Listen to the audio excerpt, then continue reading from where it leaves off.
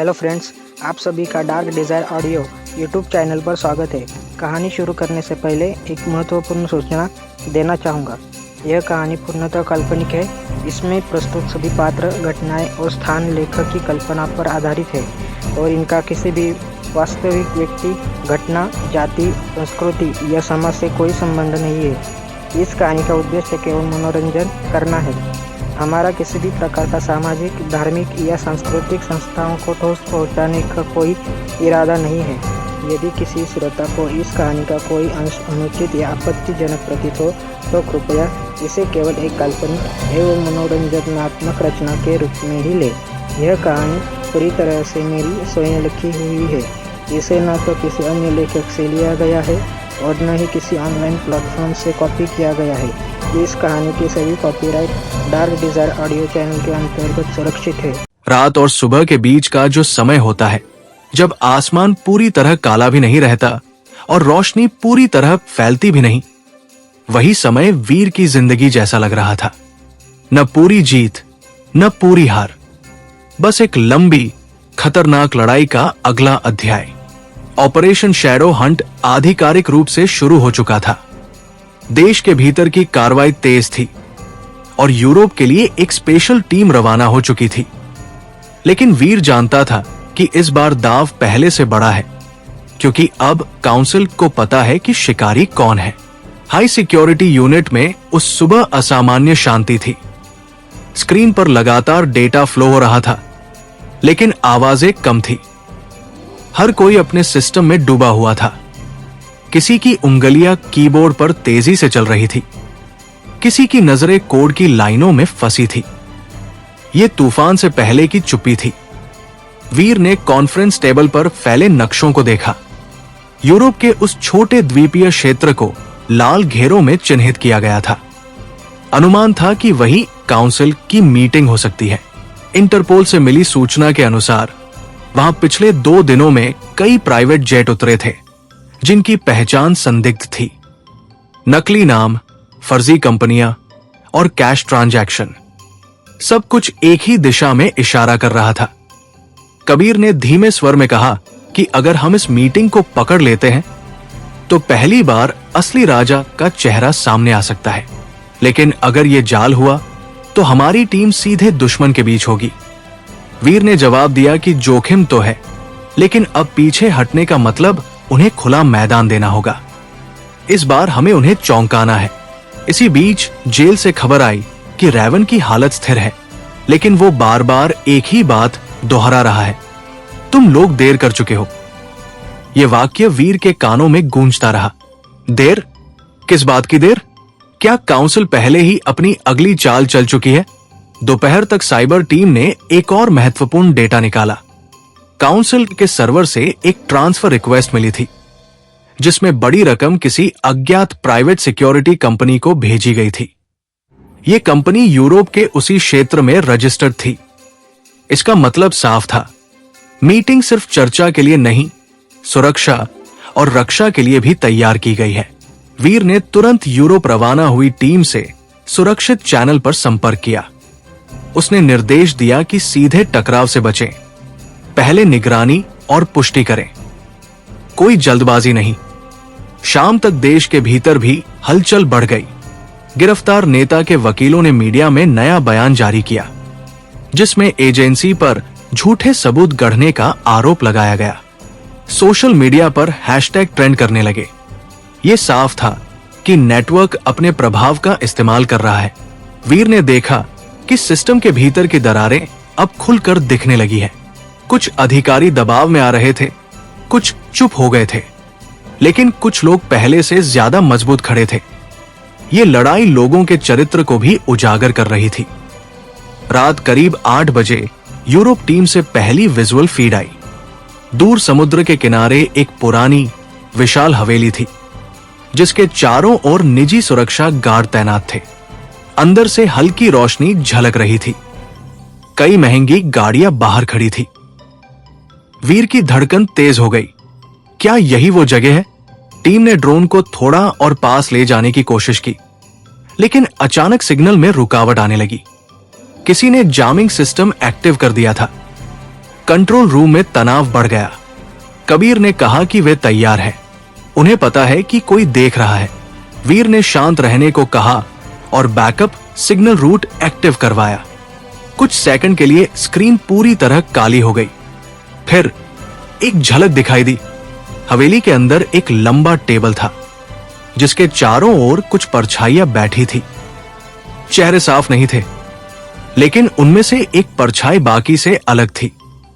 सिर झुका हुआ, लेकिन मुद्रा में अधिकार। वीर ने महसूस किया कि यही असली राजा हो सकता है।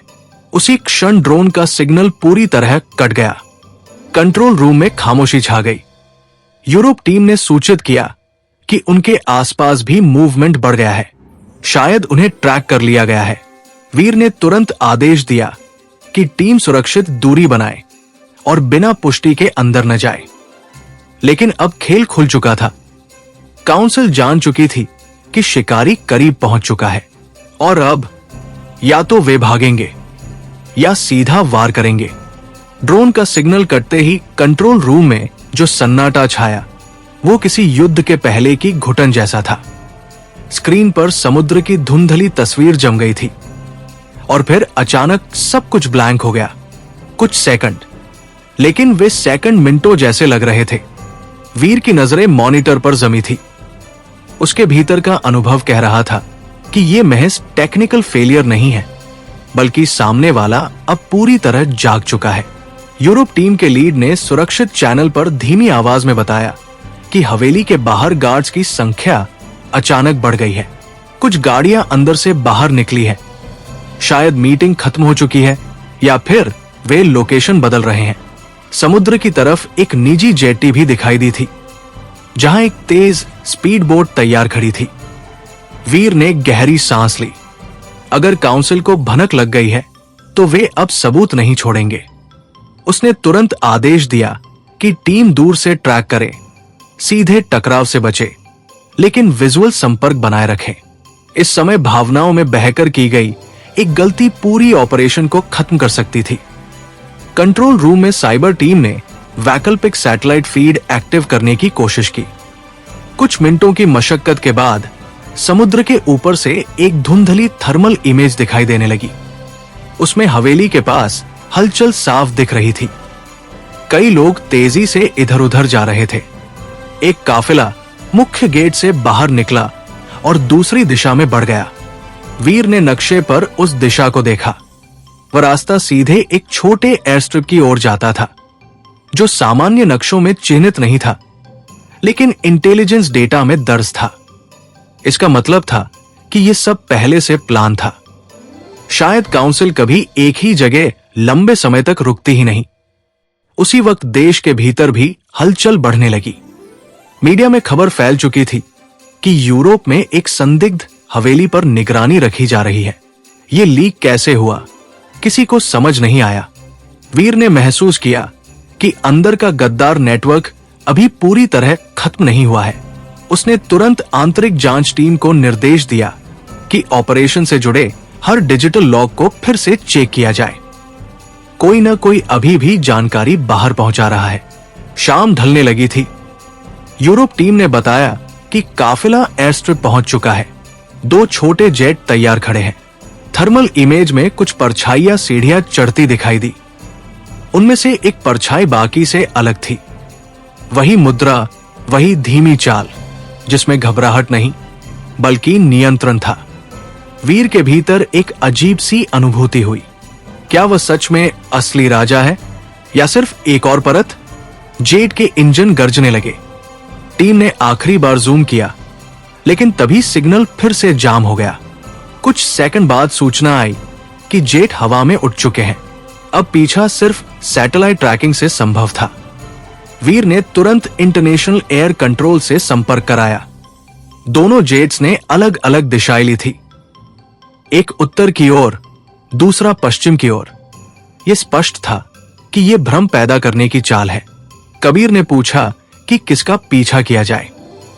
वीर कुछ पल चुप रहा, फिर बोला कि उत्तर की ओर जाने वाला जेट असली है, पश्चिम वाला सिर्फ ध्यान भटकाने के लिए है।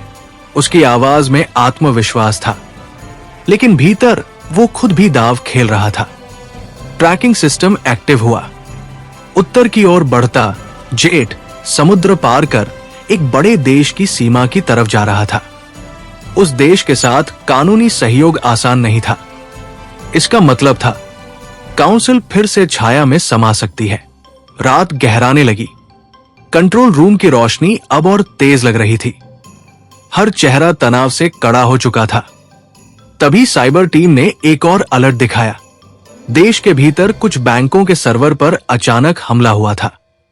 यह सीधा साइबर अटैक था, शायद ध्यान भटकाने के लिए। वीर समझ गया कि यह मल्टीलेयर गेम है। बाहर से भागते जेट, अंदर से साइबर हमला और मीडिया में फैलाई गई अफवाहें, सब एक साथ। उसने तुरंत बैंकिंग नेटवर्क को आइसोलेट करने और साइबर अटैक को रोकने के आदेश दिए। कुछ ही मिनटों में स्थिति काबू में आ गई, लेकिन संदेश साफ था। वे हर मोर्चे पर वार कर सकते हैं। आधी रात के करीब ट्रैकिंग रिपोर्ट आई। उत्तर वाला जेट अचानक रडार से गायब हो गया था। संभवतः उसने ट्रांसपोंडर बंद कर दिया था या किसी ऐसे एयर स्पेस में प्रवेश किया था जहां ट्रैकिंग सीमित थी। कंट्रोल रूम में एक बार फिर सन्नाटा छा गया। वीर ने आंखें बंद की।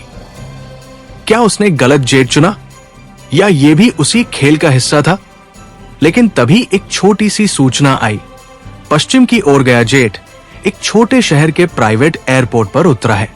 कबीर ने उसकी ओर देखा। वीर की आंखों में चमक लौटी। शायद असली खेल अभी शुरू हुआ है। कंट्रोल रूम में जैसे ही यह सूचना आई कि पश्चिम की ओर गया जेट एक छोटे शहर के प्राइवेट एयरपोर्ट पर उतरा है, वीर की आंखों में जो चमक लौटी वो सिर्फ एक उम्मीद नहीं थी, वो एक अनुमान के सही साबित होने का संकेत भी थी। उसने गहरी सांस ली।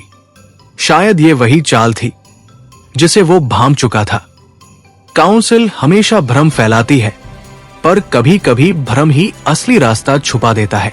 एयरपोर्ट का नाम आम नक्शों में शायद ही किसी ने सुना हो। छोटा सा रनवे, सीमित स्टाफ और प्राइवेट मूवमेंट के लिए मशहूर जगह। ऐसी जगह अक्सर बड़े खेलों का गुप्त मंच बन जाती है। वीर ने तुरंत उस देश की स्थानीय एजेंसी से संपर्क साधा और संयुक्त कार्रवाई की अनुमति मांगी। यह प्रक्रिया आसान नहीं थी। हर देश की अपनी संप्रभुता होती है, अपने कानून होते हैं और हर कोई बाहरी दखल को सहज नहीं लेता। समय निकलता जा रहा था। वीर जानता था कि अगर जेट से उतरने वाले लोग जल्दी से लोकेशन बदल लेते हैं तो फिर वही कहानी दोहराई जाएगी। छाया, भ्रम और गायब होते चेहरे। कंट्रोल रूम की स्क्रीन पर अब उस छोटे एयरपोर्ट की सैटेलाइट इमेज दिखाई दे रही थी। रनवे के किनारे जेट खड़ा था। आसपास ज्यादा हलचल नहीं दिख रही थी, लेकिन एक काली एसयूवी रनवे के बाहर की सड़क पर खड़ी थी। कुछ मिनट बाद वो धीरे धीरे आगे बढ़ी। वीर ने तुरंत स्थानीय टीम को उस गाड़ी को ट्रैक करने का निर्देश दिया। गाड़ी शहर की ओर नहीं, बल्कि पहाड़ी इलाके की तरफ जा रही थी। रास्ता सुनसान था। दोनों ओर घने पेड़ और बीच बीच में पुराने फार्म हाउस। ये जगह छिपने के लिए आदर्श थी। इसी बीच देश के भीतर भी हलचल कम नहीं हुई थी। बैंकिंग सिस्टम पर हुए साइबर अटैक के पीछे एक नया कोड मिला था। वो कोड पहले कभी काउंसिल के इस्तेमाल में नहीं आया था। इसका मतलब था कि वे लगातार अपने तरीके बदल रहे हैं। हर बार नया चेहरा, नई तकनीक। वीर के मन में एक विचार कौंधा, क्या असली राजा कभी सामने आता भी है या हर बार सिर्फ मोहरे बदलते हैं? रात गहराने लगी थी। यूरोप में स्थानीय समय के अनुसार शाम ढल रही थी। एसयूवी अब पहाड़ियों के बीच एक पुराने पत्थर के घर के सामने रुकी।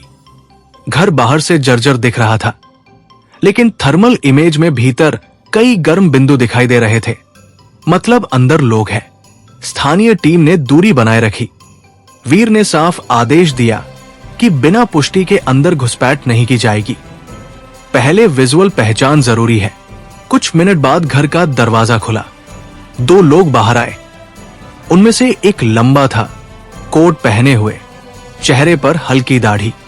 कैमरे की दूरी के कारण चेहरा साफ नहीं दिख रहा था, लेकिन उसकी चाल में वही ठहराव था। वही अधिकार। वीर की धड़कन तेज हो गई। क्या यही है वो? उसी समय एक और व्यक्ति बाहर आया। उसने आसमान की ओर देखा, जैसे किसी चीज को भांपने की कोशिश कर रहा हो। अगले ही पल अचानक घर के आसपास की लाइटें बुझ गई। स्क्रीन पर अंधेरा छा गया। कंट्रोल रूम में एक साथ कई आवाजें उठीं। सिग्नल में बाधा आई थी। कुछ सेकंड बाद बैकअप थर्मल फीड एक्टिव हुई, लेकिन तब तक एसयूवी गायब हो चुकी थी। रास्ता 2 दिशाओं में बंटता था। टीम असमंजस में थी कि किस दिशा में जाए। वीर ने नक्शे को ध्यान से देखा। एक रास्ता मुख्य सड़क की ओर जाता था, दूसरा पहाड़ों के भीतर गहराई में। उसने बिना हिचकिचाए कहा कि पहाड़ी रास्ता लो, मुख्य सड़क ध्यान भटकाने के लिए है। टीम ने उसी दिशा में बढ़ना शुरू किया। रास्ता कठिन था, घुमावदार, संकरा और फिसलन भरा, लेकिन कुछ किलोमीटर आगे उन्हें एक पुराना टनल दिखाई दिया। एसयूवी टनल के भीतर गई थी। वीर के भीतर एक अजीब सा एहसास हुआ। यह सब बहुत सुनियोजित था। टनल शायद किसी पुराने खनन प्रोजेक्ट का हिस्सा था, जो अब बंद हो चुका था। स्थानीय टीम ने टनल के दोनों सिरों को घेरने की तैयारी की। कंट्रोल रूम में सांसें थम गई।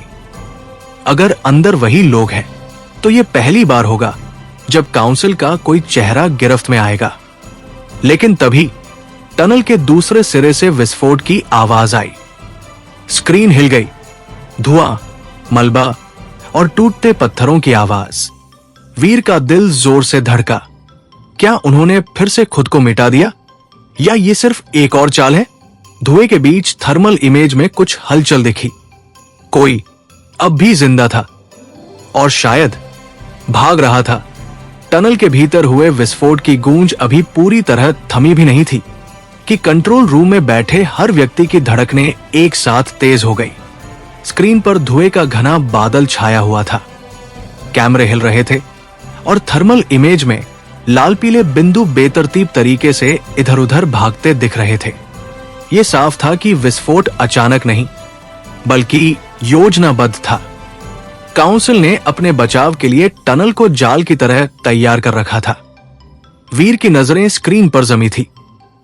उसने शांत लेकिन दृढ़ स्वर में आदेश दिया कि टनल के दोनों सिरों को तुरंत सील किया जाए। किसी को बाहर निकलने का मौका नहीं मिलना चाहिए। स्थानीय टीम पहले से तैयार थी, लेकिन मलबे और धुएं के कारण आगे बढ़ना मुश्किल हो रहा था। कुछ मिनटों तक सिर्फ अराजकता थी। चिल्लाहट, निर्देश और वायरलेस पर टूटती हुई आवाजें। धीरे धीरे धुआं कम होने लगा। थर्मल इमेज अब ज्यादा साफ दिख रही थी। टनल के भीतर 2 अलग अलग गर्म संकेत दिख रहे थे, एक स्थिर, दूसरा तेजी से हिलता हुआ। इसका मतलब था कि कोई घायल पड़ा है और कोई भागने की कोशिश कर रहा है। वीर ने तुरंत आदेश दिया कि स्थिर सिग्नल की तरफ मेडिकल टीम भेजी जाए और हिलते हुए सिग्नल का पीछा किया जाए। उसके भीतर एक अजीब सा तनाव था। क्या वो हिलता हुआ सिग्नल वही है जिसकी तलाश में वह इतने दिनों से है, या फिर सिर्फ एक और मोहरा? टनल के भीतर का दृश्य भयावह था। पत्थर टूटकर बिखरे हुए थे। कुछ जगहों पर आग की छोटी छोटी लपटें उठ रही थी। स्थानीय टीम सावधानी से आगे बढ़ रही थी। कुछ ही मिनटों में रिपोर्ट आई कि एक व्यक्ति गंभीर रूप से घायल मिला है। उसके पास नकली पहचान पत्र और एन्क्रिप्टेड कम्युनिकेशन डिवाइस था। यह साफ था कि वो काउंसिल का सदस्य है, लेकिन क्या वही असली राजात है, ये अभी कहना मुश्किल था। उधर दूसरा सिग्नल टनल के दूसरे सिरे की ओर बढ़ चुका था।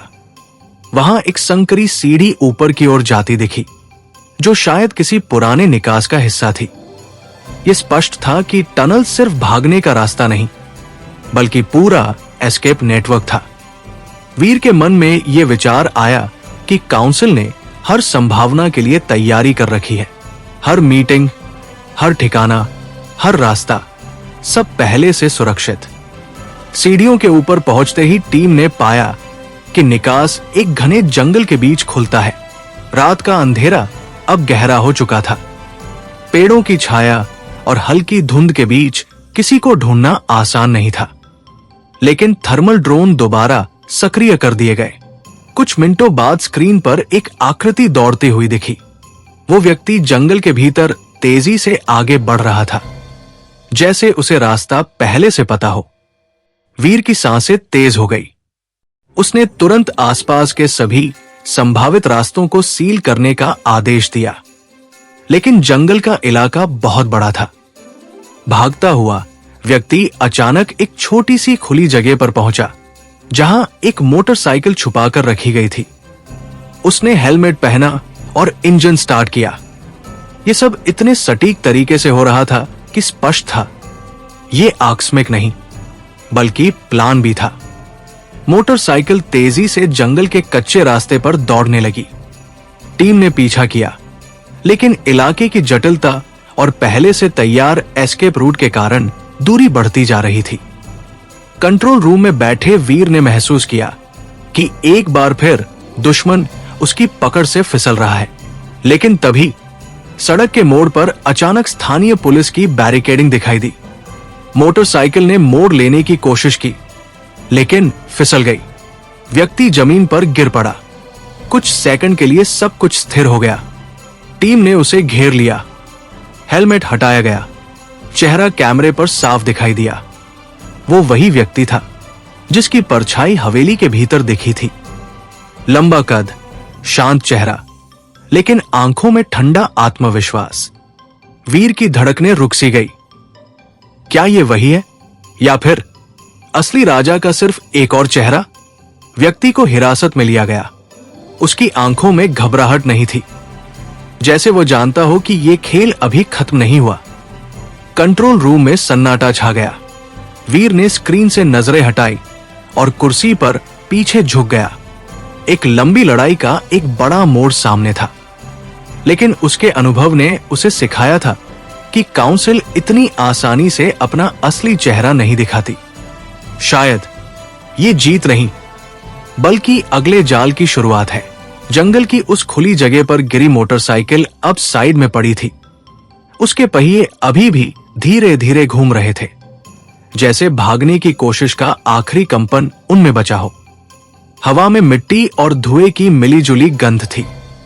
स्थानीय टीम ने जिस व्यक्ति को पकड़ा था वो अब हथकड़ियों में था, लेकिन उसके चेहरे पर न घबराहट थी न बेचैनी। उसकी आंखें अजीब तरह से स्थिर थी, जैसे वो गिरफ्तारी को हार नहीं, किसी अगली चाल का हिस्सा मान रहा हो। कंट्रोल रूम में बैठे वीर की नजरें स्क्रीन पर जमी थी।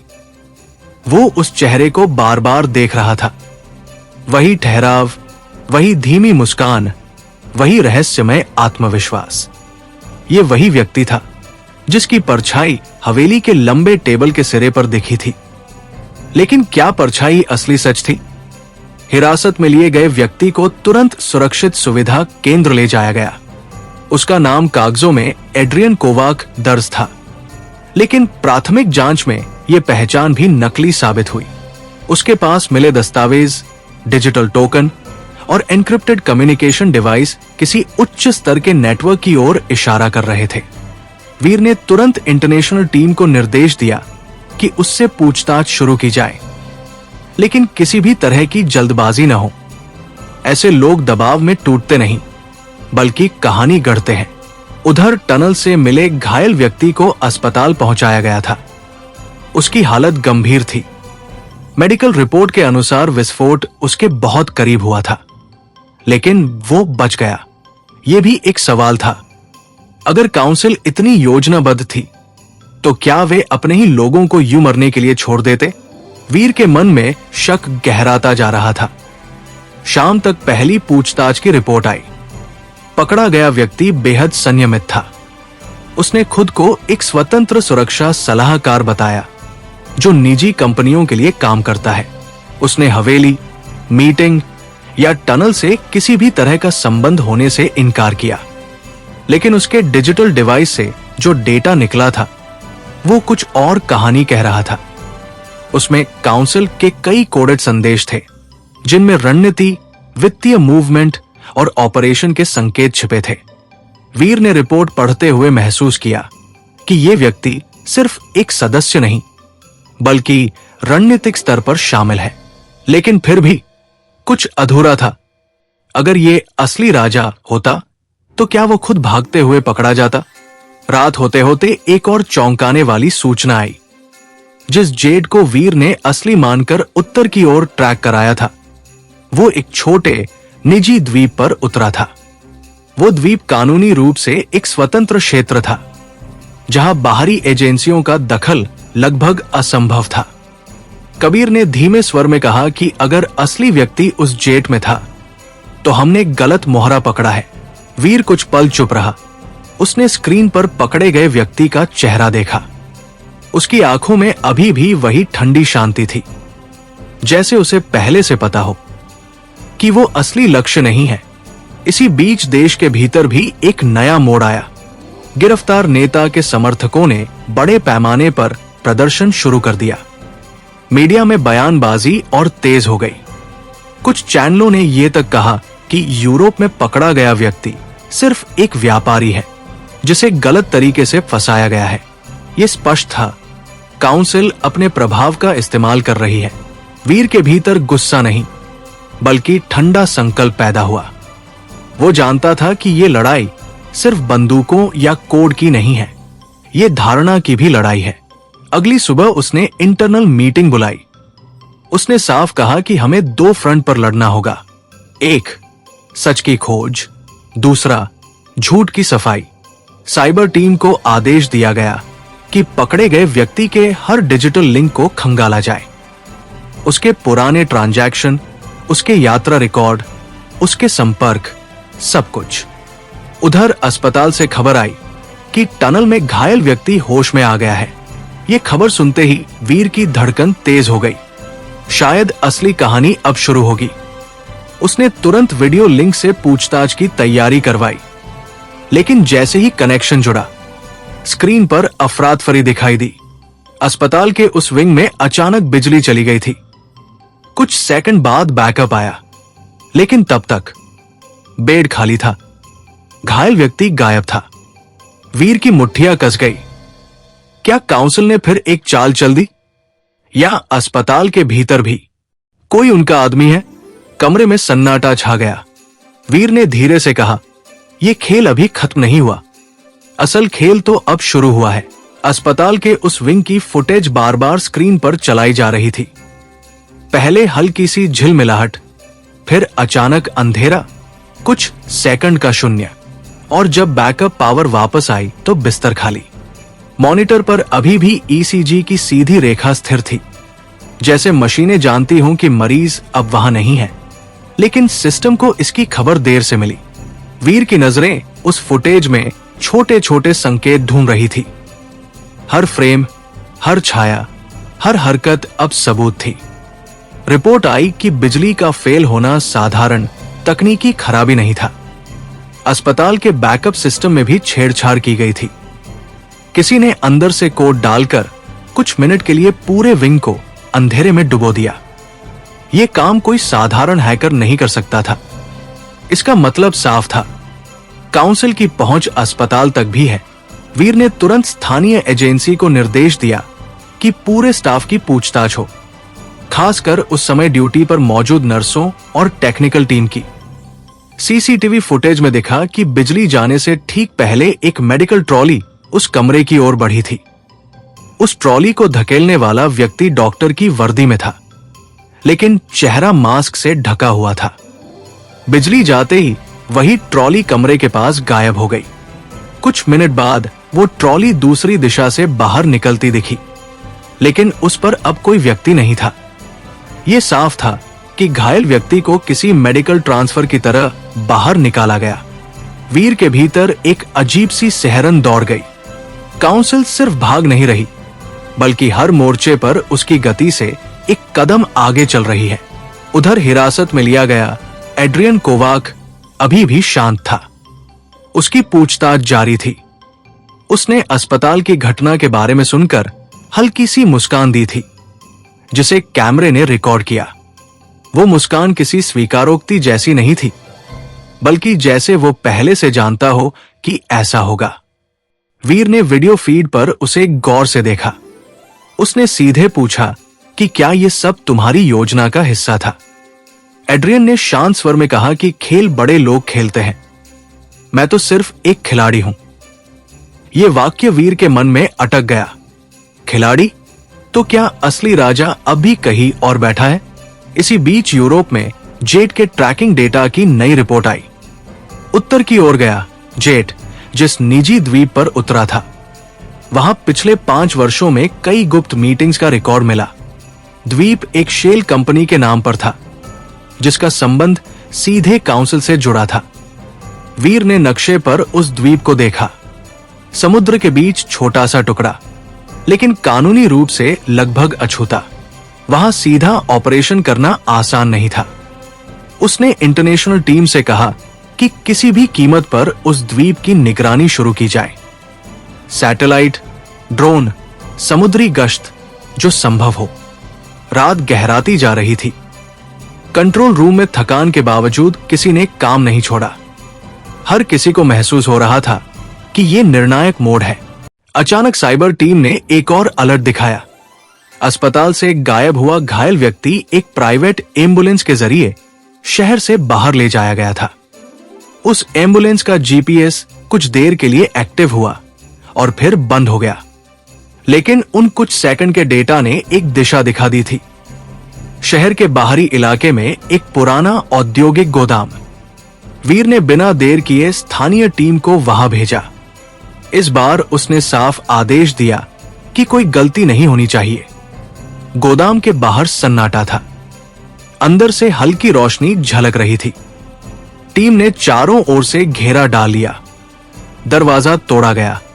अंदर सिर्फ खाली स्ट्रेचर, कुछ खून के धब्बे और जली हुई फाइलें मिली। फिर भी एक कोने में एक डिजिटल हार्ड ड्राइव सुरक्षित बची थी। उसे तुरंत जब्त किया गया। कंट्रोल रूम में लाकर जब वो हार्ड ड्राइव कनेक्ट की गई तो उसमें कई वीडियो फाइलें मिली। एक वीडियो खुला, उसमें वही घायल व्यक्ति दिखाई दे रहा था, साफ और होश में। वो कैमरे की तरफ देखकर कह रहा था कि अगर ये वीडियो तुम्हारे हाथ में है तो समझो कि तुम देर से पहुंचे हो। वीर की आंखें सख्त हो गई। वीडियो में आगे उसने कहा कि काउंसिल को पकड़ना आसान नहीं। हर बार तुम एक चेहरा पकड़ोगे, लेकिन असली खेल कहीं और चलेगा। वीडियो अचानक खत्म हो गया। कमरे में सन्नाटा छा गया। वीर ने महसूस किया कि यह सिर्फ भागना नहीं, बल्कि मनोवैज्ञानिक युद्ध है। काउंसिल चाहती है कि वो थक जाए, भ्रमित हो जाए और हर सफलता को असफलता समझने लगे। लेकिन उसके भीतर अब एक अलग ही जिद जन्म ले चुकी थी। उसने धीरे से कहा कि अगर वे हमें खेल समझते हैं तो अब खेल उनके नियमों पर नहीं चलेगा, और शायद असली राजा अब खुद सामने आने को मजबूर होगा। गोदाम से मिली हार्ड ड्राइव अब कंट्रोल रूम की सबसे बड़ी प्राथमिकता बन चुकी थी। स्क्रीन पर बार बार वही वीडियो चलाया जा रहा था, जिसमें घायल व्यक्ति कैमरे की ओर देखकर ठंडे आत्मविश्वास के साथ चेतावनी दे रहा था कि तुम देर से पहुंचे हो। वीर ने उस वीडियो को कई बार देखा। हर बार उसे सिर्फ शब्द नहीं, बल्कि शब्दों के पीछे की नीयत पढ़ने की कोशिश की। उस आदमी की आंखों में डर नहीं था। वो भागता हुआ शिकार नहीं लग रहा था, बल्कि जैसे कोई योजनाबद्ध तरीके से खुद को सामने लाकर फिर गायब हो गया हो। साइबर टीम ने हार्ड ड्राइव की गहराई से जांच शुरू की। शुरू में जो फाइलें दिखाई दे रही थी वे शायद जानबूझकर छोड़ी गई थी। असली डेटा अक्सर परतों के नीचे छुपा होता है। एन्क्रिप्शन मजबूत था, लेकिन टीम को भरोसा था कि वे उसे तोड़ लेंगे। वीर ने साफ कहा कि इस बार सिर्फ सतह नहीं, जड़ तक जाना है। उधर हिरासत में रखा गया एड्रियन कोवाक अब भी शांत था। उसकी पूछताछ जारी थी। जब उसे बताया गया कि अस्पताल से गायब हुआ व्यक्ति फिर से लापता है और गोदाम में मिला वीडियो हमारे पास है, तो उसकी आंखों में हल्की सी चमक आई। वो मुस्कुराया नहीं, लेकिन उसके चेहरे पर एक अनकहा संदेश था, जैसे वो जानता हो कि ये सब सिर्फ शुरुआत है। वीर ने तय किया कि अब रणनीति बदलनी होगी। काउंसिल लगातार बचाव और भ्रम की रणनीति अपना रही थी। हर बार जब लगता कि वे करीब है, अचानक कोई नया मोड़ आ जाता। इसका मतलब था कि काउंसिल सिर्फ प्रतिक्रियात्मक नहीं बल्कि कई चालें पहले से सोचकर चल रही है। रात तक हार्ड ड्राइव से कुछ छिपी हुई फाइलें निकाली गई। उनमें वित्तीय ट्रांजैक्शन का विस्तृत रिकॉर्ड था। कुछ नाम दोहराए जा रहे थे, अलग अलग देशों की कंपनियां, प्राइवेट बैंक अकाउंट और एक कोड नेम जो बार बार सामने आ रहा था, ओरायन। ओरायन, ये नाम पहले कभी सामने नहीं आया था। वीर ने तुरंत पुराने डेटा खंगालने का आदेश दिया। कुछ घंटों की खोज के बाद पता चला कि ओरायन एक प्राचीन तारामंडल का नाम है, लेकिन इंटेलिजेंस रिकॉर्ड में ये एक गुप्त ऑपरेशन कोड के रूप में भी दर्ज था, जो लगभग 10 साल पहले बंद कर दिया गया था। 10 साल पहले वीर की यादों में कुछ हलचल हुई। उस समय एक अंतर्राष्ट्रीय हथियार तस्करी का केस अचानक बिना किसी ठोस नतीजे के बंद कर दिया गया था। कई बड़े नाम सामने आने वाले थे, लेकिन मामला दबा दिया गया। क्या ओरायन उसी केस से जुड़ा है? अगर हाँ, तो काउंसिल की जड़ें बहुत पुरानी हैं। सुबह होते होते एक और खुलासा हुआ। हार्ड ड्राइव में एक एन्क्रिप्टेड ऑडियो फाइल मिली। जब उसे डिक्रिप्ट किया गया तो उसमें कुछ लोगों की बैठक की आवाजें थी। आवाजें स्पष्ट नहीं थी, लेकिन एक आवाज बार बार प्रमुख लग रही थी। वही धीमी, नियंत्रित, अधिकारपूर्ण लहजा। वीर ने ध्यान से सुना। उस आवाज में एक खास लहजे की झलक थी, एक खास देश की उच्चारण शैली। यह छोटा सा संकेत बड़ा साबित हो सकता था। उसने तुरंत भाषाविद विशेषज्ञों को बुलवाया। विश्लेषण से पता चला कि आवाज संभवतः एक ऐसे व्यक्ति की है जो सार्वजनिक रूप से एक बड़े कारोबारी समूह का प्रमुख है। ये नाम सुनते ही कमरे में सन्नाटा छा गया। वो व्यक्ति अंतर्राष्ट्रीय मंचों पर सम्मानित चेहरा था। दान पुण्य, सामाजिक अभियानों और बड़े निवेशों के लिए मशहूर। अगर वही ओरायन है, तो काउंसिल का असली चेहरा पहले से भी ज्यादा खतरनाक है। वीर के भीतर एक ठंडी आग जल उठी। ये लड़ाई अब सिर्फ छिपे अपराधियों से नहीं, बल्कि नकाब पहने प्रतिष्ठित लोगों से थी। उधर यूरोप से खबर आई कि जिस निजी द्वीप पर उत्तर वाला जेट उतरा था, वहां अचानक भारी सुरक्षा बढ़ा दी गई है। किसी को अंदर या बाहर जाने की अनुमति नहीं है। यह साफ संकेत था कि वहां कुछ बड़ा चल रहा है। वीर ने महसूस किया कि समय सीमित है। अगर ओरायन सच में वही है जिसका अंदेशा है, तो वो जल्दी ही सबूत मिटाने की कोशिश करेगा। उसने एक साहसिक फैसला लिया। काउंसिल को सार्वजनिक रूप से चुनौती दी जाएगी। सीमित लेकिन सटीक जानकारी मीडिया में लीक की जाएगी, ताकि वे दबाव में आए। ये जोखिम भरा कदम था। अगर जानकारी अधूरी या गलत निकली, तो एजेंसी की साख पर सवाल उठ सकते थे। लेकिन अगर सही निकली, तो काउंसिल की पहली परत खुल जाएगी। रात गहराते हुए वीर अकेला बैठा स्क्रीन पर ओरायन का नाम देख रहा था। उसके दिमाग में तारा का चेहरा भी उभर रहा था। वो जानता था कि जितना ऊपर वह जाएगा, उतना ही खतरा बढ़ेगा। लेकिन अब पीछे मुड़ना संभव नहीं था। काउंसिल ने खेल को मनोवैज्ञानिक युद्ध बना दिया था। अब वीर इसे खुली जंग में बदलने वाला था। कंट्रोल रूम की बड़ी स्क्रीन पर ओरायन शब्द अब स्थिर नहीं था, बल्कि जैसे हर सेकंड गहराता जा रहा था। वीर देर रात तक वही बैठा रहा। बाकी टीम धीरे धीरे कम होती गई, लेकिन उसकी आंखों में नींद नहीं थी। जिस नाम की ओर शक की सुई घूम रही थी, वो कोई साधारण आदमी नहीं था। वो एक वैश्विक कारोबारी समूह का चेहरा था, सरकारों के साथ मंच साझा करने वाला, अंतर्राष्ट्रीय सम्मेलनों में भाषण देने वाला और मीडिया में विजनरी लीडर कहकर पुकारा जाने वाला नाम। अगर वही काउंसिल का केंद्र है, तो खेल अब और भी खतरनाक हो चुका है। वीर ने खुद से एक सवाल पूछा, क्या ये सच में वही है, या काउंसिल ने जानबूझकर ये दिशा दिखाई है? इतने बड़े नाम की ओर इशारा करना एक चाल भी हो सकती है, ताकि जांच गलत दिशा में भटके और असली राजा सुरक्षित रहे। लेकिन हार्ड ड्राइव की ऑडियो फाइल, ट्रांजैक्शन रिकॉर्ड और ओरायन कोड का दोहराव महज संयोग नहीं लग रहा था। सुबह होते ही एक बंद कमरे में सीमित टीम की मीटिंग बुलाई गई। कमरे में सिर्फ 5 लोग थे।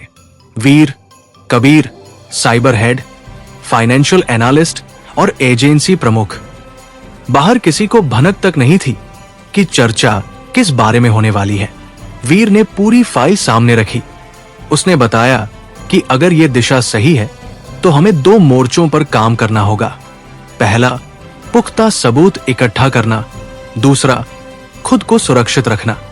एजेंसी प्रमुख ने गंभीर स्वर में कहा कि ऐसे नाम पर सीधे हाथ डालना राजनीतिक तूफान खड़ा कर सकता है। अगर सबूत कमजोर हुए तो केस उल्टा हमारे खिलाफ जा सकता है, लेकिन अगर सबूत मजबूत हुए तो यह दशकों का सबसे बड़ा खुलासा होगा। मीटिंग खत्म होते होते एक रणनीति तय हुई। सार्वजनिक चुनौती की योजना को सीमित रूप में लागू किया जाएगा। कुछ नियंत्रित जानकारी मीडिया तक पहुंचेगी, इतनी कि ओरायन और काउंसिल पर सवाल उठें, लेकिन इतनी नहीं कि जांच की दिशा उजागर हो जाए। दोपहर तक मीडिया में पहली लहर फैल गई। खबरें आने लगी कि एक अंतर्राष्ट्रीय कारोबारी समूह के खिलाफ गुप्त जांच चल रही है। नाम सीधे नहीं लिया गया, लेकिन संकेत साफ थे। सोशल मीडिया पर बहस छिड़ गई। कुछ लोग इसे साजिश बता रहे थे, कुछ इसे साहसिक कदम। वीर जानता था कि अब प्रतिक्रिया आएगी, और प्रतिक्रिया ही असली सबूत दे सकती है। शाम होते होते प्रतिक्रिया आ भी गई। ओरायन समूह की तरफ से एक आधिकारिक बयान जारी हुआ। बयान में किसी भी तरह के आरोपों को निराधार बताया गया और जांच एजेंसियों पर प्रतिष्ठा धूमिल करने का आरोप लगाया गया। साथ ही कानूनी कार्रवाई की चेतावनी भी दी गई। लेकिन बयान में एक छोटी सी बात ने वीर का ध्यान खींचा। उसमें 10 साल पुराने बंद केस का जिक्र था, बिना किसी के नाम लिए। वीर के मन में घंटी बजी। किसी ने सार्वजनिक रूप से उस पुराने केस का नाम नहीं लिया था। फिर उन्हें कैसे पता? यह प्रतिक्रिया जल्दबाजी में आई थी, और जल्दबाजी अक्सर डर का संकेत होती है। उसी रात साइबर टीम ने एक और खोज की। ओरायन समूह के सर्वर से अचानक भारी मात्रा में डेटा डिलीट किया गया था, लेकिन डिलीट होने से पहले कुछ बैकअप सिग्नल ट्रेस हो गए थे। उन सिग्नलों में वही एन्क्रिप्शन पैटर्न था जो काउंसिल इस्तेमाल करती थी। अब शक और गहरा हो चुका था। उधर यूरोप के निजी द्वीप से खबर आई कि वहां से कुछ नावें रात के अंधेरे में निकली हैं। दिशा अज्ञात थी। ऐसा लग रहा था कि वहां भी हलचल बढ़ गई है। वीर को एहसास हुआ कि उसकी चुनौती असर कर रही है, लेकिन साथ ही खतरा भी बढ़ रहा है। रात को जब वो घर लौटा तो तारा ने टीवी पर चलती खबरों की ओर इशारा किया। उसने सीधे कुछ नहीं पूछा, लेकिन उसकी आंखों में चिंता साफ थी। वीर ने सिर्फ इतना कहा कि खेल अब खुलकर खेला जा रहा है। बालकनी में खड़े होकर उसने शहर की रोशनी देखी। उसे लगा जैसे हर इमारत के भीतर कोई न कोई सच छिपा है, और हर सच के ऊपर कोई परत। उसके फोन पर एक अज्ञात संदेश आया। सिर्फ एक लाइन, ओरायन को छूना तुम्हारी आखिरी गलती होगी। वीर ने संदेश पढ़कर फोन लॉक कर दिया। डर था, लेकिन उससे बड़ा था संकल्प। अब यह व्यक्तिगत भी हो चुका था और ऐतिहासिक भी। अगर वो पीछे हटेगा तो काउंसिल और मजबूत होगी। अगर वो आगे बढ़ेगा तो शायद खुद को भी दांव पर लगाना पड़ेगा। उसने धीरे से आसमान की ओर देखा। तारों के बीच ओरायन तारामंडल चमक रहा था, और उसे लगा इस बार शिकारी आसमान से नहीं गिरेगा, सीधे जमीन पर उतरेगा। रात के उस अज्ञात संदेश के बाद से वीर के भीतर एक अजीब सी स्थिरता आ गई थी। डर अब भी था, लेकिन वो बिखरा हुआ नहीं था, वो केंद्रित हो चुका था। ओरायन को छूना तुम्हारी आखिरी गलती होगी। ये सिर्फ धमकी नहीं थी, बल्कि एक स्वीकारोक्ति जैसी लग रही थी। अगर ओरायन महत्वहीन होता तो इतनी जल्दी और इतनी तीखी प्रतिक्रिया क्यों आती? वीर जानता था कि इस खेल में हर शब्द का वजन होता है। सुबह वो पहले से भी ज्यादा सतर्क होकर ऑफिस पहुंचा। कंट्रोल रूम में आज एक अलग तरह की ऊर्जा थी। मीडिया में फैल चुकी खबरों ने हलचल मचा दी थी। अंतर्राष्ट्रीय बाजारों में ओरायन समूह के शेयर हल्के से गिर गए थे। कुछ निवेशकों ने सफाई मांगी थी। यह पहली बार था जब काउंसिल के घेरे में दरार दिखी थी, भले ही छोटी लेकिन स्पष्ट। वीर ने टीम को संबोधित करते हुए कहा कि अब हर कदम सटीक होना चाहिए। हम भावनाओं में नहीं, सबूतों में बात करेंगे। ओरायन पर सीधा वार तभी होगा जब हमारे पास ऐसी फाइल होगी जो अदालत और दुनिया दोनों के सामने टिक सके। साइबर टीम ने रात भर काम किया था। डिलीट किए गए सर्वर डेटा के कुछ हिस्से रिकवर किए जा चुके थे। उनमें कई एन्क्रिप्टेड चैट लॉग थे जिनमें वित्तीय मूवमेंट और मीटिंग टाइमलाइन का जिक्र था। एक लॉग में लिखा था फेज 3 ओरायन प्रोटोकॉल एक्टिव। यह वही फेज 3 था जिसका संकेत रैवन ने जेल से दिया था। अब तस्वीर साफ होने लगी थी। फेज 3 सिर्फ जवाबी हमला नहीं था, बल्कि ओरायन की रक्षा की अंतिम परत थी। यानी काउंसिल ने मान लिया था कि सबसे बड़ा खतरा वही है। इसी बीच एक और सूचना आई। ओरायन समूह ने अचानक एक विशाल अंतर्राष्ट्रीय सम्मेलन की घोषणा की थी, जो अगले हफ्ते उसी निजी द्वीप के पास आयोजित होना था जहां जेट उतरा था। आधिकारिक रूप से यह ग्लोबल इकोनॉमिक स्टेबिलिटी समिट था, लेकिन समय और स्थान का संयोग बहुत संदिग्ध था। वीर ने नक्शे पर उस द्वीप को देखा।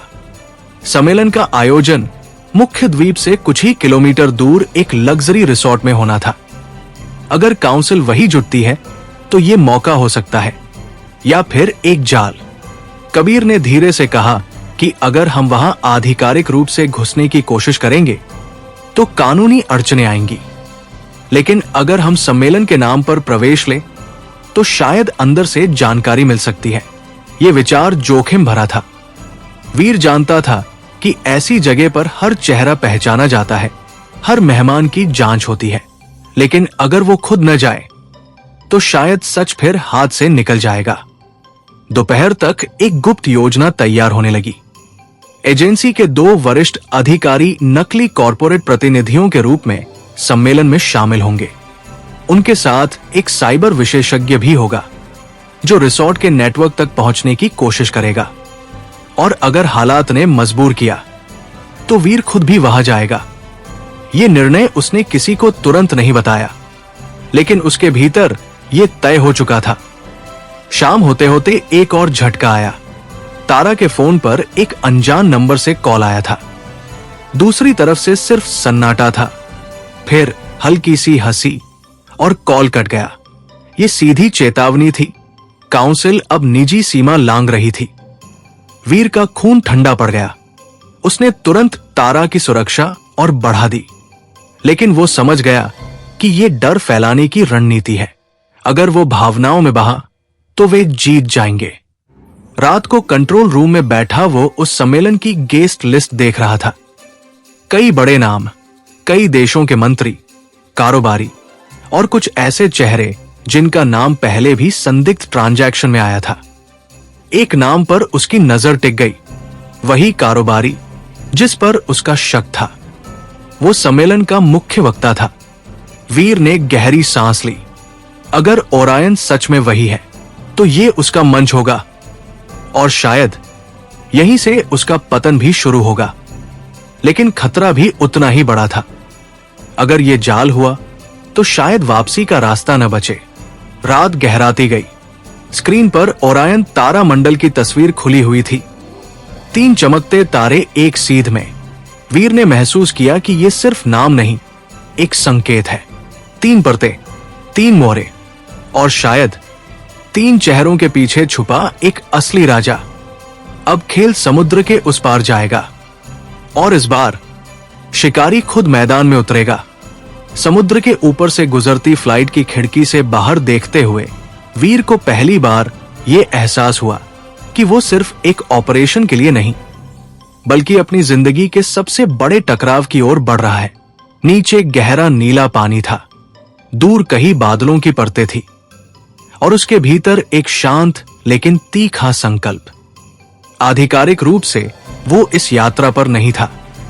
कागजों में उसका नाम कहीं दर्ज नहीं था।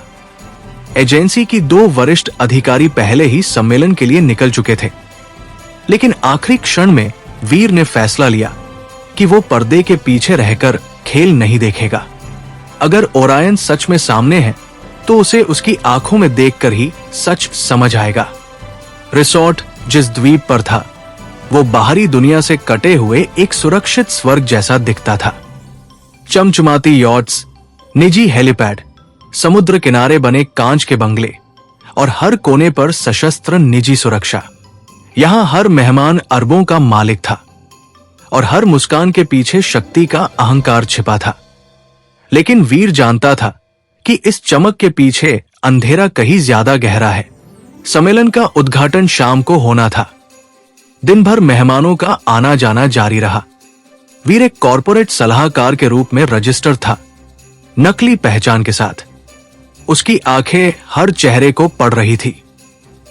कुछ लोग खुले तौर पर शक्तिशाली थे, कुछ चुपचाप प्रभावशाली, लेकिन उसका ध्यान सिर्फ एक नाम पर था, वो कारोबारी जो मंच का मुख्य वक्ता था। रिसोर्ट के भीतर एजेंसी के साइबर विशेषज्ञ ने नेटवर्क तक पहुंचने की कोशिश शुरू कर दी थी। सुरक्षा बेहद कड़ी थी, हर डिजिटल सिग्नल मॉनिटर हो रहा था। लेकिन कुछ मिनटों के भीतर ही विशेषज्ञ ने एक बैकडोर खोज लिया, सम्मेलन के मीडिया सर्वर के जरिए। वहीं से शायद कुछ एनक्रिप्टेड डेटा तक पहुंचा जा सकता था। शाम ढली और मुख्य हॉल रोशनी से भर गया। समुद्र के किनारे बना वो विशाल कांच का ऑडिटोरियम किसी फिल्मी दृश्य जैसा लग रहा था। मंच पर विशाल स्क्रीन, सामने सैकड़ों कुर्सियां और सुरक्षा का घेरा इतना सख्त कि हर हरकत पर नजर थी। वीर पीछे की पंक्ति में बैठा था। उसका दिल सामान्य गति से चल रहा था, लेकिन दिमाग तेजी से हर संकेत पकड़ रहा था। कुछ देर बाद मंच पर वो व्यक्ति आया। लंबा कद, आत्मविश्वास से भरी चाल, चेहरे पर हल्की मुस्कान। वही चेहरा जो कभी कभी हार्ड ड्राइव की ऑडियो फाइल में आवाज के साथ मेल खाता हुआ लगा था। उसने मंच संभाला और वैश्विक अर्थव्यवस्था, स्थिरता और भविष्य की योजनाओं पर भाषण देना शुरू किया। शब्द सधे हुए थे, आवाज स्थिर, और हर वाक्य पर तालियां बज रही थी। लेकिन वीर को तालियों में नहीं, विरामों में दिलचस्पी थी। कुछ क्षणों पर वो व्यक्ति अनजाने में दाएं कंधे को हल्का सा झटका देता था। वही आदत ऑडियो विश्लेषण में संदिग्ध आवाज के साथ जोड़ी गई थी। एक छोटा सा शारीरिक पैटर्न। वीर के भीतर की शंका और गहरी हो गई। उसी समय उसके ईयरपीस में धीमी आवाज आई। साइबर टीम ने रिसोर्ट के एक प्राइवेट सर्वर में एनक्रिप्टेड फोल्डर खोज लिया है। उस फोल्डर का नाम था ओरियन प्रोटोकॉल। वीर का दिल एक पल को थम गया। यह महज संयोग नहीं हो सकता। लेकिन तभी मंच पर खड़े व्यक्ति ने अचानक विषय बदला। उसने कहा कि दुनिया में कुछ ताकतें विकास के नाम पर साजिशें रचती हैं और कुछ लोग निजी एजेंडों के लिए प्रतिष्ठित संस्थानों को बदनाम करने की कोशिश करते हैं। उसका लहजा शांत था, लेकिन शब्द सीधे निशाने पर। वीर समझ गया, यह संदेश उसके लिए है। सम्मेलन के बीच ही उसके फोन पर एक सुरक्षित नोटिफिकेशन आया। रिसोर्ट के दूसरे हिस्से में एक प्राइवेट मीटिंग चल रही है, जिसमें वही पकड़ा गया एड्रियन कोवाक भी मौजूद है। ये जानकारी चौंकाने वाली थी। एड्रियन तो हिरासत में था, तो फिर वहां कौन है? क्या उसका डुप्लीकेट या असली एड्रियन कभी पकड़ा ही नहीं गया? वीर ने महसूस किया कि यह सम्मेलन सिर्फ दिखावा है, असली खेल पर्दे के पीछे चल रहा है। वो धीरे धीरे हॉल से बाहर निकला, जैसे कोई साधारण मेहमान हो। रिसोर्ट के पिछले हिस्से की ओर बढ़ते हुए उसने देखा कि सुरक्षा और कड़ी हो गई है। कुछ दरवाजों पर विशेष कोड लगे थे। साइबर विशेषज्ञ ने एक दरवाजे का डिजिटल लॉक कुछ सेकंड के लिए निष्क्रिय किया। वीर अंदर घुसा। कमरा अंधेरा था, लेकिन अंदर से धीमी आवाजें आ रही थी। कांच की दीवार के उस पार 4 लोग बैठे थे। उनमें से एक चेहरा वीर ने पहले देखा था, टनल में पकड़ा गया व्यक्ति। वो मुस्कुरा रहा था और उसके सामने बैठा व्यक्ति मंच वाला नहीं था, कोई और था, शायद असली राजा। कांच की दीवार के उस पार बैठे 4 लोगों की परछाइयां हल्की रोशनी में साफ दिखाई दे रही थी। कमरे के भीतर की रोशनी जानबूझकर कम रखी गई थी, ताकि बाहर से देखने वाला चेहरे ठीक से न पहचान सके। लेकिन वीर की नजरें अब किसी भी छोटे संकेत को पकड़ने के लिए प्रशिक्षित हो चुकी थी। सामने टेबल के एक सिरे पर बैठा व्यक्ति बाकी तीनों से अलग था। उसका शरीर पूरी तरह रिलैक्स था, जैसे वो किसी खतरे में नहीं बल्कि अपने ही साम्राज्य के केंद्र में बैठा हो। उसके हाथ मेज पर जुड़े हुए थे और वो दूसरों की बातें सुनते हुए हल्के हल्के सिर हिला रहा था। ये वही मुद्रा थी जो हवेली के ड्रोन फुटेज में दिखी थी। वही धीमा नियंत्रण, वही शांत अधिकार। वीर के भीतर की धड़कनें स्थिर थी, लेकिन मन तेजी से गणना कर रहा था। अगर ये सच में असली राजा है तो वो अभी कुछ ही कदम दूर है, लेकिन ये भी उतना ही संभव है कि ये एक और परत हो, एक और भ्रम जिसे काउंसिल ने जानबूझकर रचा हो। कमरे के बाहर गलियारे में सुरक्षा गार्ड मौजूद थे। उनके ईयरपीस और हथियार साफ बता रहे थे कि यह कोई साधारण निजी मीटिंग नहीं है। वीर ने ईयरपीस में धीमी आवाज में साइबर टीम से पूछा कि क्या कमरे की ऑडियो फीड मिल सकती है। कुछ सेकंड के तनावपूर्ण इंतजार के बाद जवाब आया कि रिसोर्ट के इंटीरियर नेटवर्क में एक अस्थायी विंडो खुली है, लेकिन ये ज्यादा देर तक नहीं टिकेगी। वीर ने कांच के पास थोड़ा झुककर खुद को ऐसे पोजीशन किया कि कैमरे की सीधी पकड़ में ना आए। उसके कानों में हल्की सी आवाज आई, जैसे माइक्रोफोन दूर से शब्द पकड़ रहा हो। कमरे के भीतर चर्चा ओरायन प्रोटोकॉल पर हो रही थी। एक आवाज कह रही थी कि फेज 3 ने अपेक्षित परिणाम दिए हैं, लेकिन एजेंसी का प्रमुख अब सीधे समुद्र पार आ चुका है। दूसरी आवाज ने कहा कि उसे यहां आने देना गलती नहीं, रणनीति है।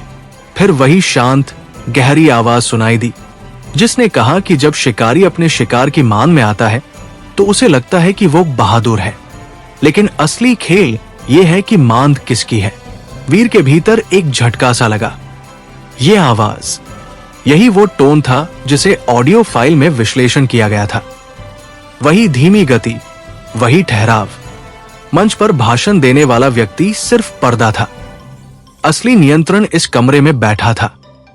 उसी क्षण वीर को एहसास हुआ कि शायद उसे यहां आने देने का उद्देश्य यही था, उसे ये यकीन दिलाना कि वो करीब है, जबकि वास्तव में वो जाल के केंद्र में खड़ा है। उसने गलियारे में हलचल देखी। 2 अतिरिक्त गार्ड उस दिशा में बढ़ रहे थे। क्या उसकी मौजूदगी का अंदेशा हो गया है? साइबर टीम ने फुसफुसाकर बताया कि नेटवर्क में असामान्य गतिविधि दिख रही है। किसी ने सिस्टम में बाहरी एक्सेस का पता लगा लिया है। समय बहुत कम है। कमरे के भीतर बैठे उस व्यक्ति ने अचानक अपना सिर थोड़ा घुमाया। कांच की दीवार पर उसका प्रतिबिंब पड़ा। उसकी आंखें सीधे उस दिशा में थी जहां वीर खड़ा था। यह महज संयोग नहीं लग रहा था, जैसे वो जानता हो कि बाहर कोई देख रहा है। वीर ने तुरंत पीछे हटकर खुद को दीवार की ओट में लिया। उसके दिमाग में तेजी से विकल्प घूमने लगे। क्या अभी घुसकर गिरफ्तारी की कोशिश की जाए, लेकिन बिना कानूनी अधिकार और स्थानीय समर्थन के ये आत्मघाती कदम होगा, या फिर चुपचाप बाहर निकलकर पूरी तस्वीर इकट्ठी की जाए। उसी समय उसके फोन पर एक एन्क्रिप्टेड मैसेज आया। सिर्फ एक लाइन, तुम्हारी बहादुरी काबिले तारीफ है, वीर सिन्हानिया। उसके हाथ की नसें तंग गई। उन्होंने उसका असली नाम ले लिया था। मतलब ये सम्मेलन, ये जाल, ये पूरा मंच, सब उसे ध्यान में रखकर तैयार किया गया था। वीर ने गहरी सांस ली। डर अब भी था, लेकिन वो उसे जकड़ नहीं रहा था। उसने महसूस किया कि असली राजा सीधे हमला नहीं करता, वो खेल को इस तरह मोड़ता है कि सामने वाला खुद अपनी चाल में उलझ जाए। गलियारे में कदमों की आहट तेज हो रही थी। वीर ने शांत रहते हुए रिसोर्ट के दूसरे विंग की ओर बढ़ना शुरू किया। बाहर समुद्र की लहरें तेज हो गई थी। हवा में नमक और खतरे की गंध घुली हुई थी। कंट्रोल रूम में बैठे कबीर को उसने छोटा सा संदेश भेजा। असली चेहरा मिल गया, लेकिन ये जाल है। उधर से जवाब आया, तुरंत बाहर निकलो। स्थानीय सुरक्षा सक्रिय हो चुकी है। वीर ने पीछे मुड़कर आखिरी बार उस कांच के कमरे की ओर देखा।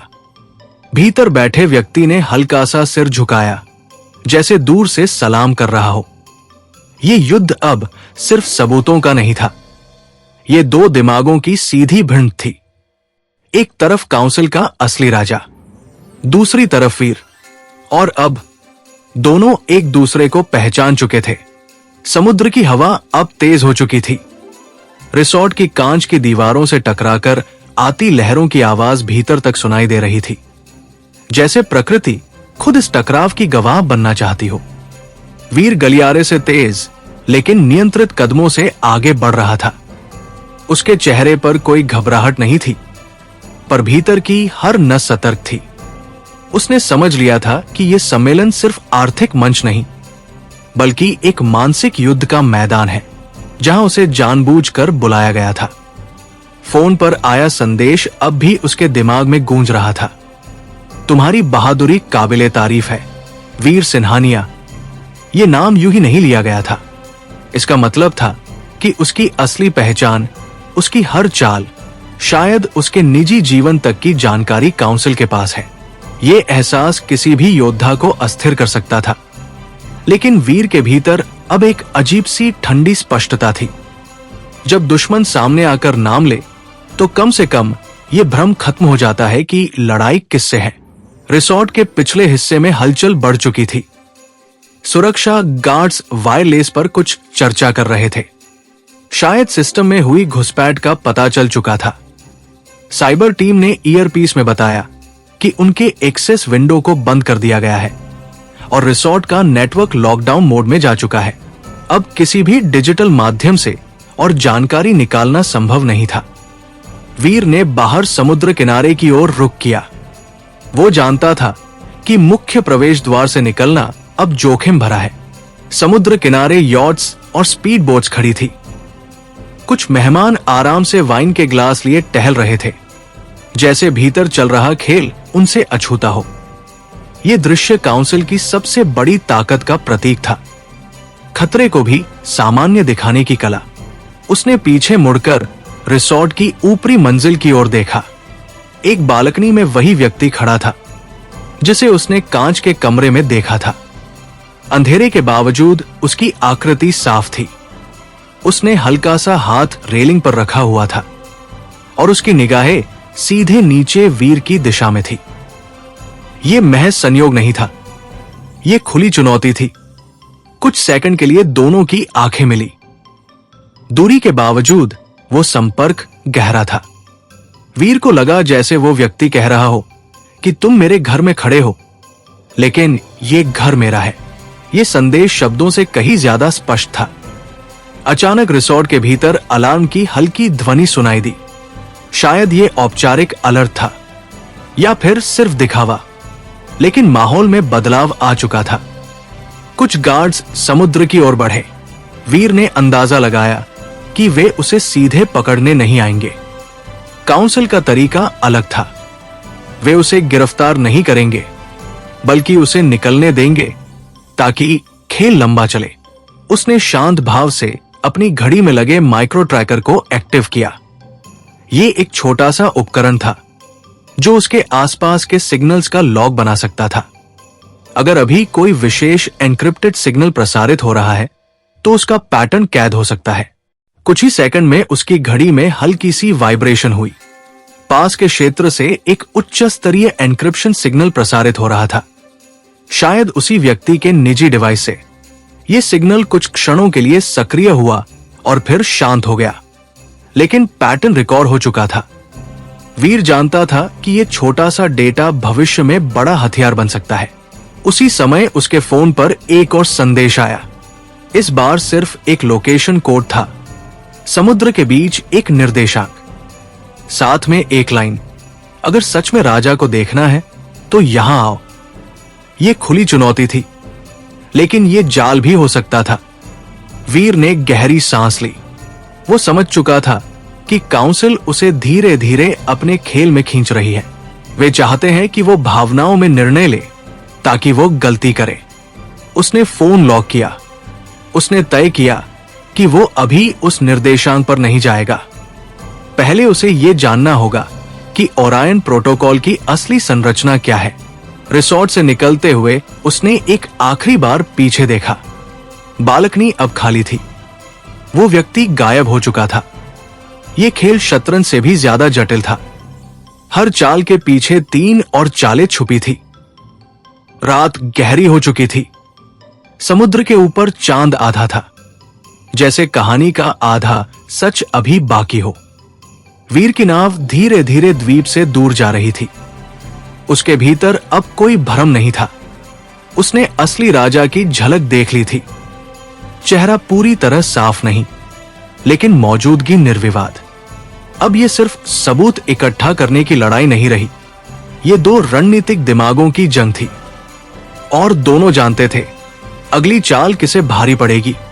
द्वीप से दूर जाती नाव पर खड़ा वीर पीछे मुड़कर उस रिसोर्ट को देख रहा था, जिसकी कांच की दीवारों के भीतर अभी कुछ देर पहले सत्ता और साजिश की परतें खुली थी। रात का आधा चांद समुद्र पर लंबी चांदी सी लकीर खींच रहा था और हवा में नमक के साथ एक अनकही चुनौती तैर रही थी। उसे एहसास था कि आज वो खाली हाथ नहीं लौटा है। उसके पास चेहरा पूरी तरह नहीं, लेकिन मौजूदगी का प्रमाण था। उसके पास वो एन्क्रिप्शन सिग्नल पैटर्न था जो शायद काउंसिल की निजी कम्युनिकेशन लाइन की चाबी बन सकता था। और सबसे अहम, उसने असली राजा की आंखों में देखा था। वो आंखें जो डरती नहीं थी, बल्कि खेल को नियंत्रित करती थी। यूरोप के सुरक्षित ठिकाने पर पहुंचते ही उसने तुरंत टीम को बुलाया। कमरा बंद था, फोन अलग रखे गए और हर डिवाइस की दोबारा जांच हुई। वीर ने अपनी घड़ी से रिकॉर्ड हुआ सिग्नल पैटर्न साइबर हेड को सौंपा। कुछ ही मिनटों में स्क्रीन पर वेव फॉर्म उभर आई। जटिल, बहुस्तरीय एन्क्रिप्शन जो सामान्य कॉर्पोरेट नेटवर्क से कहीं अधिक उन्नत था। विशेषज्ञ ने बताया कि यह मिलिट्री ग्रेड एन्क्रिप्शन जैसा है, लेकिन निजी रूप से संशोधित। इसका मतलब था कि काउंसिल के पास सिर्फ पैसा नहीं, तकनीकी विशेषज्ञता भी है। वीर ने पूछा कि क्या इस पैटर्न को पुराने डेटा से मिलाया जा सकता है। जवाब आया कि हार्ड ड्राइव से मिले ओरायन प्रोटोकॉल लॉग में कुछ समान सिग्नेचर थे, लेकिन ये नया वर्जन अधिक परिष्कृत है। यानी काउंसिल ने अपनी कम्युनिकेशन लाइन अपडेट कर ली है। ये साफ था कि रिसोर्ट में उसकी मौजूदगी ने उन्हें सतर्क कर दिया है। सुबह होते होते एक और रिपोर्ट आई। निजी द्वीप के आसपास समुद्री गश्त बढ़ गई थी। सम्मेलन औपचारिक रूप से जारी था, लेकिन असली मीटिंग शायद अब कहीं और शिफ्ट हो चुकी थी। काउंसिल का असली राजा शायद उस निर्देशांक की ओर बढ़ चुका था जो संदेश में भेजा गया था। वीर उस लोकेशन को देख रहा था। समुद्र के बीच एक छोटा सा बिंदु जहां कोई आधिकारिक संरचना दर्ज नहीं थी। सैटेलाइट इमेज में वहां सिर्फ चट्टानों का समूह दिखता था, लेकिन समुद्र में चट्टानें भी कभी कभी छिपे अड्डों का रूप ले लेती है। उसके मन में एक द्वंद्व चल रहा था। क्या वो उस निर्देशांक पर जाए? अगर ये जाल है तो शायद वापसी मुश्किल हो। अगर नहीं गया तो शायद मौका हाथ से निकल जाए। लेकिन इस बार उसे भावनात्मक प्रतिक्रिया नहीं देनी थी। काउंसिल यही चाहती थी कि वो सीधे दौड़ पड़े। उसने फैसला किया कि पहले उस लोकेशन की परतें खोली जाए। ड्रोन, सैटेलाइट और समुद्री ट्रैकिंग से निगरानी शुरू हुई। कुछ घंटों की जांच में पता चला कि वहां समुद्र के नीचे एक असामान्य थर्मल सिग्नेचर है, यानी चट्टानों के नीचे कुछ संरचना हो सकती है। शायद एक अंडर वाटर बेस या छिपा हुआ डॉक। ये खोज महत्वपूर्ण थी।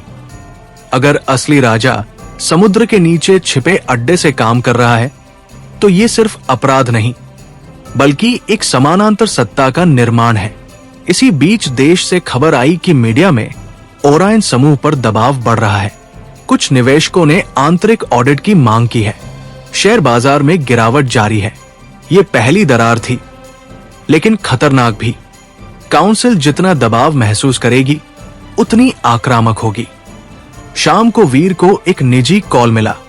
लाइन सुरक्षित थी, लेकिन नंबर अनजान। दूसरी तरफ वही गहरी, शांत आवाज थी जिसे उसने कांच के कमरे में सुना था। आवाज ने कहा कि समुद्र खूबसूरत है, लेकिन गहराई में जाने से पहले तैरना आना चाहिए। वीर ने जवाब में कुछ नहीं कहा। कॉल खुद ही कट गया। ये सीधी बातचीत नहीं, बल्कि मनोवैज्ञानिक चाल थी। असली राजा चाहता था कि वीर जाने कि वो हर कदम पर नजर रखे हुए है। वीर ने तय किया कि अब खेल खुले में नहीं, छाया में खेला जाएगा। उसने समुद्र के उस निर्देशांक पर एक गुप्त ऑपरेशन की तैयारी शुरू कर दी। ये आधिकारिक नहीं होगा, कागजों में ये मिशन मौजूद नहीं रहेगा। अगर कुछ गलत हुआ तो इतिहास में इसका जिक्र भी नहीं होगा। रात को वो अकेला बैठा समुद्र की ओर देख रहा था। लहरें लगातार किनारे से टकरा रही थी, जैसे कोई अदृश्य दीवार तोड़ने की कोशिश कर रही हो। उसके भीतर भी वही जिद थी। उसने महसूस किया कि यह जंग सिर्फ काउंसिल को गिराने की नहीं, बल्कि उस भ्रम को तोड़ने की है कि पैसा और सत्ता कानून से ऊपर है। उसने अपनी जेब से फोन निकाला, उस निर्देशांक को आखिरी बार देखा, फिर फोन लॉक कर दिया। अब वो जल्दबाजी में वहां नहीं जाएगा। वो वहां तब जाएगा जब समुद्र की गहराई भी उसे रोक न सके, और शायद अगली बार जब वो उस असली राजा से आमने सामने होगा तो खेल बराबरी का नहीं रहेगा। समुद्र के बीच भेजे गए उस रहस्यमय निर्देशांक की सैटेलाइट इमेज अब वीर के सामने फैली थी। पहली नजर में वो जगह बस कुछ चट्टानों का समूह लगती थी, जिनके चारों ओर लहरें टकराकर सफेद झाग बनाती थी। लेकिन थर्मल सिग्नेचर और समुद्र के नीचे दर्ज की गई हल्की सी विद्युत गतिविधि ये संकेत दे रही थी कि सतह के नीचे कुछ छिपा है। काउंसिल की शैली को देखते हुए ये असंभव नहीं था कि उन्होंने समुद्र की गहराई को ही अपना गुप्त किला बना लिया हो। वीर ने आधिकारिक चैनलों से हटकर एक सीमित गुप्त टीम बनाई। इस मिशन का नाम किसी दस्तावेज में दर्ज नहीं होगा।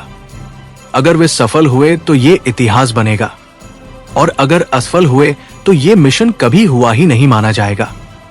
टीम में एक समुद्री इंजीनियर, एक तकनीकी गोताखोर, एक साइबर विशेषज्ञ और 2 कमांडो शामिल थे।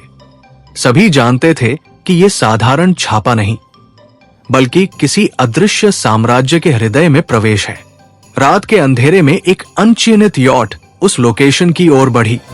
आसमान बादलों से घिरा था, जिससे सैटेलाइट निगरानी थोड़ी बाधित हो सके।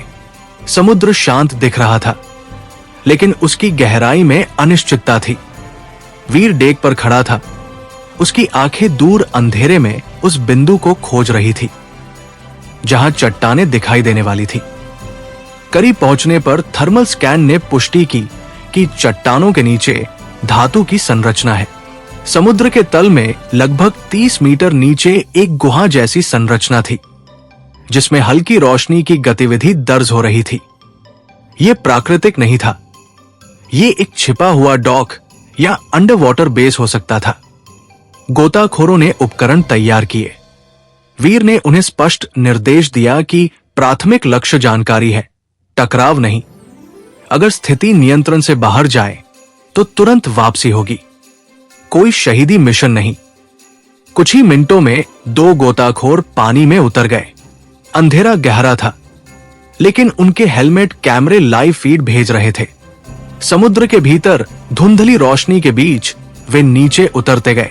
चट्टानों के बीच एक कृत्रिम द्वार दिखाई दिया, स्टील का गोलाकार प्रवेश द्वार, जिस पर कोई पहचान चिन्ह नहीं था। वीर की सांसें अनायास धीमी हो गई। ये काउंसिल की गहराई थी। गोताखोरों ने द्वार के पास पहुंचकर पाया कि वहां बायोमेट्रिक लॉक लगा है।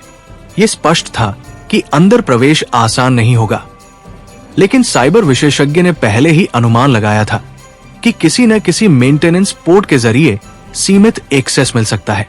कुछ मिनटों की कोशिश के बाद एक छोटा सा पैनल खुला। उससे डेटा ट्रांसफर की हल्की झिलमिलाहट दिखी।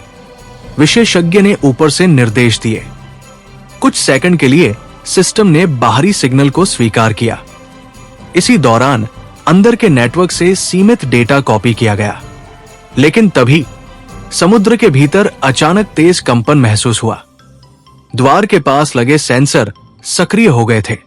गोताखोरों ने तुरंत पीछे हटने की कोशिश की, लेकिन अंदर से हल्की रोशनी तेज हो गई। ऐसा लगा जैसे बेस अलर्ट मोड में चला गया हो। वीर ने तुरंत आदेश दिया कि मिशन रोककर वापसी करें। दोनों गोताखोर तेजी से ऊपर की ओर बढ़े। समुद्र का पानी अब पहले से ज्यादा अशांत लग रहा था, जैसे भीतर की हलचल सतह तक पहुंच रही हो। यॉट पर सवार टीम ने गोताखोरों को सुरक्षित बाहर निकाला। जैसे ही वे डेक पर पहुंचे, दूर समुद्र में हल्की सी परछाई उभरी, एक और छोटी पनडुब्बी जैसी आकृति, जो कुछ क्षणों में अंधेरे में गायब हो गई। काउंसिल ने उनकी मौजूदगी महसूस कर ली थी, लेकिन इस बार वीर खाली हाथ नहीं था। साइबर विशेषज्ञ ने बताया कि सीमित डेटा सफलतापूर्वक कॉपी हो गया है। उसमें कुछ एन्क्रिप्टेड फाइलें और लॉग्स हैं, जिनका विश्लेषण करने में समय लगेगा। यॉट वापस लौटने लगी। समुद्र अब शांत था, जैसे कुछ हुआ ही न हो। लेकिन वीर जानता था कि उसने उस अदृश्य साम्राज्य के दरवाजे को छू लिया है। वापसी के दौरान उसके फोन पर फिर वही अनजान सिग्नल आया।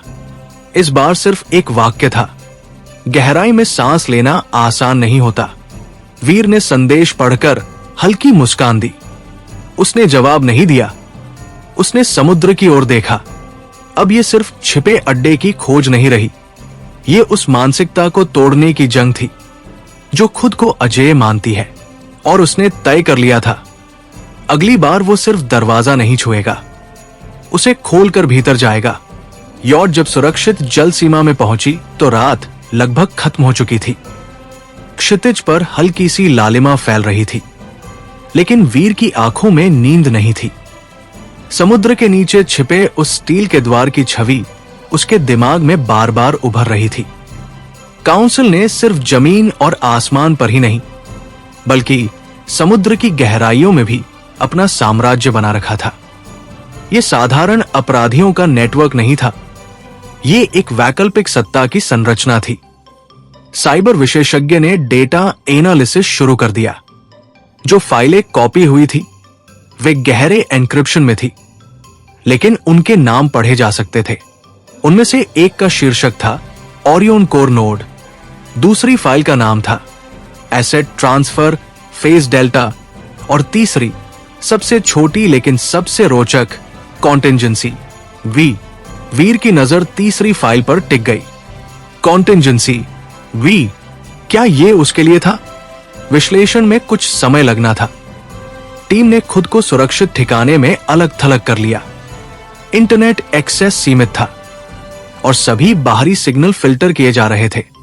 वीर जानता था कि अब काउंसिल भी जवाबी चाल चलेगी। उन्होंने महसूस कर लिया था कि उनकी गहराई तक कोई पहुंच गया है। दोपहर तक पहली फाइल आंशिक रूप से डिक्रिप्ट हुई। ओरियन कोर नोड असल में काउंसिल के वैश्विक नेटवर्क का डिजिटल केंद्र था। इसमें अलग अलग देशों में फैले शेल कंपनियों, गुप्त खातों और निजी सुरक्षा कॉन्ट्रैक्ट्स का विवरण था। यह जानकारी अगर सार्वजनिक हो जाए तो कई सरकारें हिल सकती थी, लेकिन अभी ये अधूरी थी। कई हिस्से ब्लैंक या एन्क्रिप्टेड थे। दूसरी file asset transfer phase delta ने और भी गंभीर संकेत दिए। इसमें हाल ही में भारी मात्रा में धन और हथियारों के ट्रांसफर का रिकॉर्ड था। गंतव्य अस्पष्ट था, लेकिन समय वही था जब सम्मेलन आयोजित हुआ था। यानी सम्मेलन के दौरान या उसके बहाने कुछ बड़ा शिफ्ट किया गया था।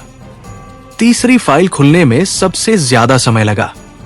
जब उसका एक हिस्सा डिक्रिप्ट हुआ तो स्क्रीन पर कुछ कोड और एक संक्षिप्त प्रोफाइल उभरी। उसमें वीर का नाम नहीं था, लेकिन विवरण साफ था। Primary interference entity, high adaptability, psychological resilience above threshold, recommended strategy, indirect neutralisation. Veer ने पढ़ते हुए महसूस किया कि उसकी हर चाल का अध्ययन किया गया है। उसकी मनोवैज्ञानिक प्रोफाइल तैयार की गई है। उसे सीधे मारना या गिरफ्तार करना नहीं, बल्कि अप्रत्यक्ष रूप से निष्क्रिय करना उनकी योजना थी। इनडायरेक्शन, यानी वे उसके आसपास की दुनिया को निशाना बनाएंगे। उसी क्षण उसके फोन पर देश से एक आपात संदेश आया। तारा के घर के बाहर संदिग्ध गतिविधि दर्ज हुई है। सुरक्षा टीम ने एक अनजान वाहन को रोका, लेकिन वो तेजी से भाग निकला। वीर का दिल एक पल के लिए ठहर गया। ये वही था जिसका संकेत कॉन्टिंजेंसी वी में था। काउंसिल सीधे वार नहीं करेगी, वे उसे मानसिक रूप से तोड़ने की कोशिश करेंगे। उसने तुरंत आदेश दिया कि तारा को सुरक्षित स्थान पर शिफ्ट किया जाए, सुरक्षा दोगुनी की जाए। लेकिन भीतर वो समझ चुका था कि ये सिर्फ शुरुआत है। अगर वो इस खेल में आगे बढ़ेगा तो उसके निजी जीवन पर लगातार दबाव डाला जाएगा। शाम होते होते एक और खुलासा हुआ। ओरियन कोर नोड की फाइल में एक विशेष टाइम स्टैम्प दर्ज था, 3 दिन बाद का। उस तारीख पर ग्लोबल सिंक्रोनाइजेशन लिखा था। इसका मतलब था कि 3 दिन में कुछ बड़ा होने वाला है, शायद धन का अंतिम ट्रांसफर या नेटवर्क का रीसेट।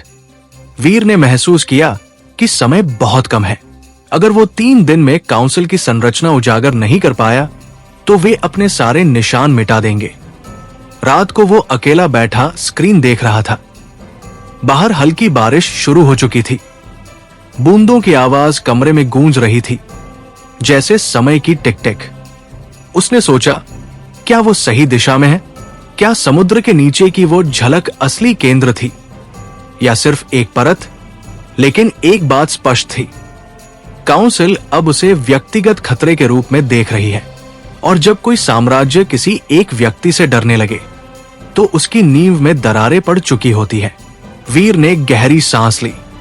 3 दिन, सिर्फ 3 दिन में उसे खेल पलटना होगा। और इस बार वो सिर्फ दरवाजा नहीं खोलेगा, पूरे किले की बत्ती बुझा देगा।